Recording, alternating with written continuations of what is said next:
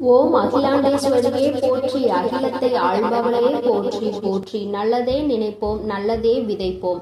அம்மன் அருள்வாக்கு குழந்தைகளுக்கு இந்த அம்மன் தாயின் ஆசீர்வாதங்கள் எப்பொழுதுமே முழுமையாக கிடைக்கும். என் அன்பு பிள்ளையே, நீ அழுதது எல்லாம் போதும். என் தங்கமே, நீ அழுத காலம் எல்லாம் முடிந்து உன்னுடைய கஷ்ட காலங்களுக்கு எல்லாம் முடிவினை தருவதற்காக உன் அம்மா இன்று வந்திருக்கின்றேன்.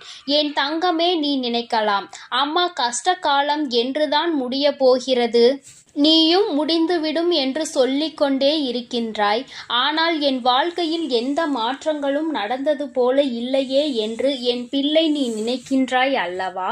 என் தங்கமே, ஒரு விஷயத்தை மட்டும் நீ தெளிவாக புரிந்து கொள்ள வேண்டும்.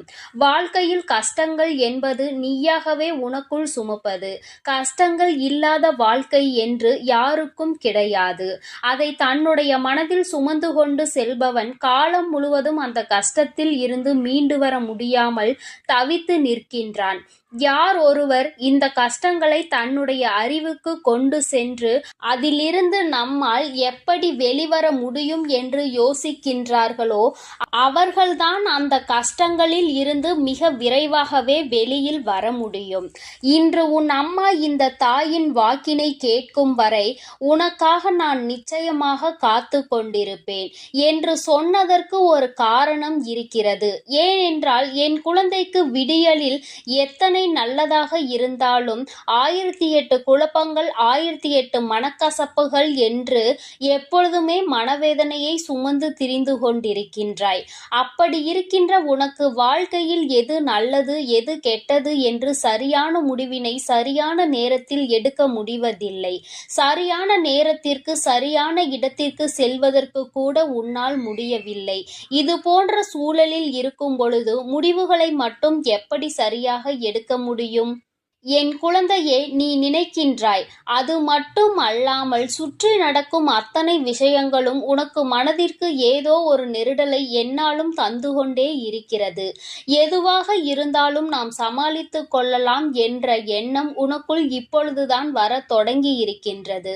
இத்தனை நாட்களும் நீ பட்ட கஷ்டங்கள் ஏராளம், நீ அனுபவித்த சோதனைகள் ஏராளம், மனக்குழப்பங்கள் ஏராளம். என் குழந்தையின் மனதிற்குள் ஒவ்வொரு விஷயத்தையும் போட்டு குழப்பிக் கொள்ளும் பொழுது நிச்சயமாக உன்னுடைய மனது என்ன யோசிக்கின்றது, எதை பற்றி சிந்திக்கிறது என்பதை ஒரு தாயாக என்னால் நிச்சயமாக உணர்ந்து கொள்ள முடியும். என் தங்கமே, ஒவ்வொரு நாளும் உனக்கு இருக்கின்ற அத்தனை விதமான எண்ணங்களையும் ஒன்று திரட்டி நீ சோகத்தின் வழியே நடக்க தொடங்குகின்றாய். ஆனால் அத்தனை கவலைகளையும் தூர எறிந்துவிட்டு சந்தோஷமான பாதையில் செல்ல வேண்டும் என்று நீ ஒரு நாளுமே நினைப்பதில்லை. ஒரு விஷயத்தை தெளிவாக புரிந்துகொள். தினமுமே விடியல் என்ற ஒன்று இருக்கிறது. இந்த விடியலில் உனக்கான வாழ்க்கை என்ற ஒன்றும் இருக்கிறது. அந்த வாழ்க்கையில் 1000 மனக்கசப்புகள் இருக்கிறது, 1000 சந்தோஷங்கள் காத்து கொண்டிருக்கிறது, கோபதாபங்கள் இருக்கிறது, மனவேதனைகள் இருக்கிறது, எல்லாவற்றிற்கும் தீர்வும் இருக்கிறது. அதனால் ஒவ்வொரு நாளும் இந்த வாழ்க்கை உனக்கென்று இருக்கிறது என்பதை புரிந்துகொள். எதிலிருந்து தப்பித்தாலும் இதிலிருந்து தப்பிக்க முடியாதல்லவா? இந்த வாழ்க்கையை சந்தோஷமாக நீ வாழ்ந்துதானே ஆக வேண்டும்.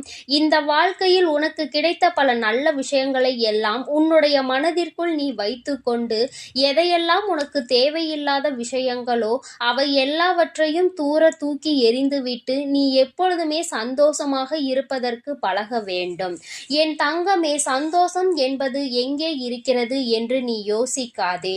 என் தங்கமே, சந்தோஷம் என்ற ஒன்று எல்லோருக்குமே ஒரு நாள் வாழ்க்கையில் கிடைக்கும். அதற்கு முன்னால் ஏற்படக்கூடிய அனைத்து கஷ்டங்களுமே அந்த சந்தோஷத்தை உனக்கு வெளிக்கொண்டு வருவதற்காக தான் என்பதை நீ புரிந்து கொள்ள வேண்டும். என் குழந்தையே, ஒவ்வொரு நாளும் நீ ஒவ்வொரு விதமான கஷ்டங்களை அனுபவித்து அதிலிருந்து ஒவ்வொரு விதமான சந்தோஷங்களையும் சேர்த்துதான் கற்றுக்கொண்டு வெளியில் வருகின்றாய். இன்று உனக்கு நல்லதை பேசுகிறார்கள் என்று நினைப்பவர்கள் நாளையே உன் வாழ்க்கையில் கஷ்டங்களை கொடுக்கின்றார்கள். இப்படி ஒவ்வொரு நாளும் உனக்கு மன கஷ்டங்களையும் மனக்கசப்புகளையும் கொடுத்துவிட்டு அவர்கள் மட்டும் அங்கே நன்றாக இருக்க முடியும் என்று நினைக்கின்றாயா? உனக்கு கொடுத்த கஷ்டங்களை விட பல மடங்கு அதிகமான கஷ்டங்கள் அவர்கள் வாழ்க்கையில் அவர்களை தொடர்ந்து வரும் வரும் என்பதனை நீ மறந்துவிடாதே. என் தங்கமே, எல்லோருக்குமே வாழ்க்கையில் சந்தோஷமும் துக்கமும் மாறி மாறி வருவது போல உனக்கு துக்கம் அதிகமாக வருகிறது, சந்தோஷம் குறைவாக வருகிறது என்று நினைக்கின்றாய். என் தங்கமே, முதலில் கண்ணீர் சிந்துவதை நிறுத்து. அதை உன்னுடைய மிகப்பெரிய பலவீனம். அந்த பலவீனம் உனக்குள் இருப்பதனால் என்னவோ வாழ்க்கை முழுவதும் என் குழந்தை நீ கண்ணீரையும் காயங்களையும் சந்தித்து கொண்டே இருக்கின்றாய். எப்பொழுதுமே கஷ்டத்தில் துவண்டு கொண்டிருக்கின்றாய். கஷ்டம், கவலை, கண்ணீர் என்றிருந்தால் அது உன் மீது அதிகமாக ஆசைப்பட்டு உன்னை ஒட்டி கொள்ளும். உன்னை விட்டு விலகி செல்ல அது நினைக்காது. எல்லாவற்றையும் தாண்டி உன்னால் வர முடியும் என்று எப்பொழுது நீ மனதார நினைக்கின்றாயோ அப்பொழுதுதான் இவை எல்லாம் உன்னை விட்டு நீங்க ஆரம்பிக்கும் என்பதை நீ புரிந்து கொள்ள வேண்டும். என் தங்கமே, கஷ்டகாலம் முடிய போகின்ற நேரம். உன் வாழ்க்கையில் உனக்கான பல நல்ல விஷயங்கள் எல்லாம் நடக்கத் தொடங்கும். இத்தனை நாட்களும் எந்த ஒரு செயல்பாடும் இல்லாமல் கிடந்த விஷயங்கள் எல்லாமே இனிமேல் உனக்கு நல்லபடியாக தொடங்கும்.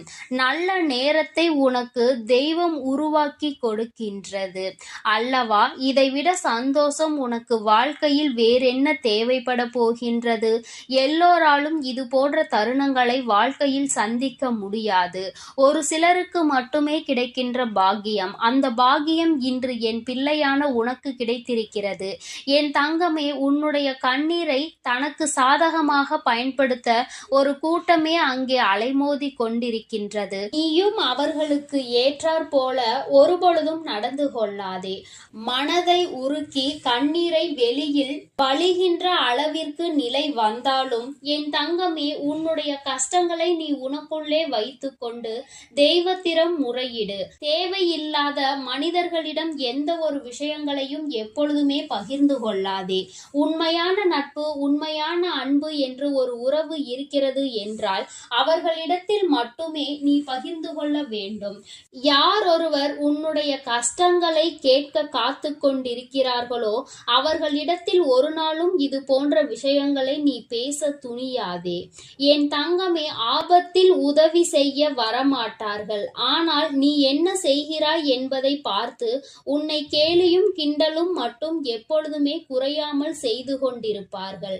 அவர்களினுடைய இந்த தவறான எண்ணங்களை அவர்களே அனுபவிப்பார்கள். அவர்களுக்கு அதற்கான தண்டனை கிடைக்கப் போகிறது என்பதை நீ முதலில் புரிந்து கொள்ள வேண்டும். மற்றவர்கள் முன்னிலையில் ஒரு நாளும் கண்ணீர் சிந்தி என் குழந்தையே, உன் வாழ்க்கையில் உனக்கு இருக்கின்ற கஷ்டங்களை வெளிப்படுத்தாதே என்று இந்த அம்மா உனக்கு சொல்கின்றேன். மிக முக்கியமான விஷயம் என்ன தெரியுமா? கணவன் மனைவி உறவுகளுக்கிடையில் 1000 பிரச்சனைகள் இருக்கலாம். ஆனால் அவை இன்று ஆரம்பித்து நாளை முடியும். ஒரு சிலருக்கு அடுத்த நொடியே முடிந்துவிடும். ஒரு சிலருக்கு 2 நாட்கள் எடுத்துக்கொள்ளும். ஒரு சிலருக்கு சில மாதங்கள் எடுத்துக்கொள்ளும். ஆனால் என் தங்கமே, நீ இந்த பிரச்சனைகளை எப்பொழுதும் வெளியில் சொல்லி உன்னுடைய மன கவலையை கொட்டி தீர்க்காதே. ஏனென்றால் இந்த உறவு என்பது இன்றோடு முடிய போவது கிடையாது. மீண்டும் அதிகமான அன்போடு தொடரக்கூடிய உறவானது இது. பிரச்சனைகளை வெளிக்காட்டி மற்றவர்களுக்கு அதன் மூலமாக குதூகலத்தை ஏற்படுத்துவதை விட, உன்னுடைய துணை மனவேதனை ஏற்படுத்துவதை விட ரகசியமாகவே வைத்திருந்தால் மீண்டும் இந்த உறவினுடைய ஒற்றுமை உனக்கு அதிகரிக்கும் என்பதை மறந்துவிடாதே. யாரை பற்றிய ரகசியங்களையும் வெளியில் சொல்லாமல் இருக்க வேண்டும் என்றுதான் அம்மா சொல்கின்றேன். அதிலும் குறிப்பாக உன்னுடைய வாழ்க்கை துணை ரகசியங்களை எந்த ஒரு சூழ்நிலையிலும் வெளியில் சொல்லிவிடாதே. அதுவே உன் வாழ்க்கைக்கு மிகப்பெரிய அமைதியை கொடுத்துவிடும். என் செல்ல குழந்தையே, இந்த வராகி அம்மாவினுடைய ஆசீர்வாதங்கள் உனக்கு எப்பொழுதும் முழுமையாக கிடைக்கும். என் தங்கமே, அதனால் நீ எதற்காகவும் கலங்காதே, எதை நினைத்தும் வருந்தாதே. நீ நல்லதையே நினைத்தால் உன் வாழ்வில் எல்லாம் உனக்கு நல்லதாக மட்டுமே நடக்கும். என் அன்பு பிள்ளைக்கு இந்த அம்மன் தாயின் அன்பும் ஆசீர்வாதமும் முழுமையாக கிடைக்கும். ஓம் அகிலாண்டேஸ்வரியே போற்றி, அகிலத்தை ஆள்பவளே போற்றி போற்றி.